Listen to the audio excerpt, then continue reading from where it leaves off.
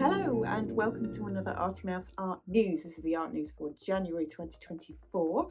I hope you've had a lovely break. If you've had Christmas, then hope you had a lovely Christmas. Otherwise, hope you had a lovely break.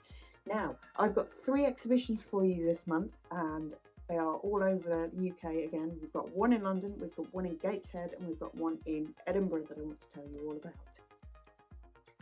So firstly, we're going to start with Spies, Lies and Deception, which is an exhibition on at the Imperial War Museum until the middle of April, and it is free, so that's a good start. So it's all about deception and espionage and things used by military operations from World War I to the present day.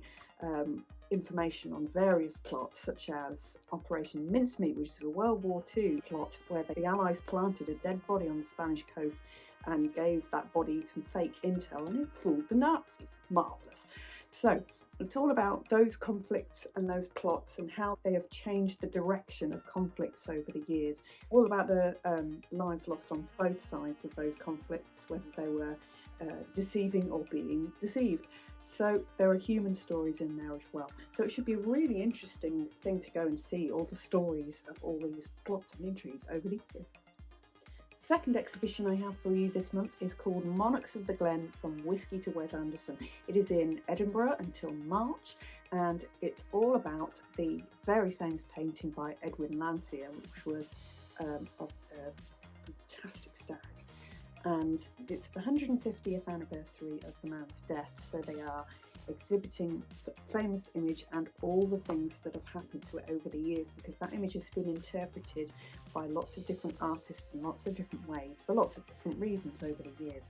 For example, it's appeared on shortbread tins, on whiskey bottles. It's been used by Disney.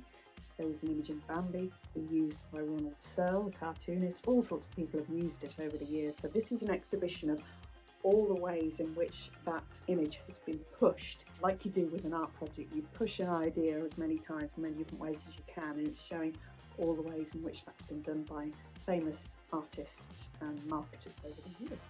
Our last exhibition this month is Michael Rakowitz's The Waiting Gardens of the North. It's on at the Baltic, which is in Gateshead, until May.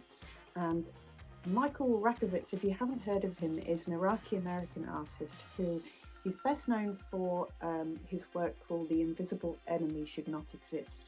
This was a reaction with his particular brand of sculpture that uses collage of packaging. It was a reaction to the looting of the National Museum of Iraq in Baghdad in 2003 with the US invasion. And a lot of things were looted, and he has used his work to draw attention to that.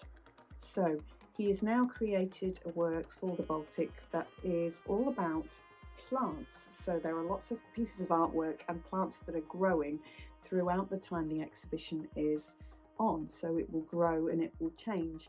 It's in partnership with the Imperial War Museum, who I've already mentioned, Exhibition 1 today. And it's all about the healing that can come about after a conflict and after forced displacement of people. So it's really a metaphor for growth and change in society and development. So it really should be interesting. In fact, I'd like to see it at the beginning, and then I'd like to see it at the end again, because the exhibition space is going to change so much. So it might well be a very interesting one to see. So thank you very much for coming along and watching the art news for January. There will be another Artie Mouse technique film at the end of January.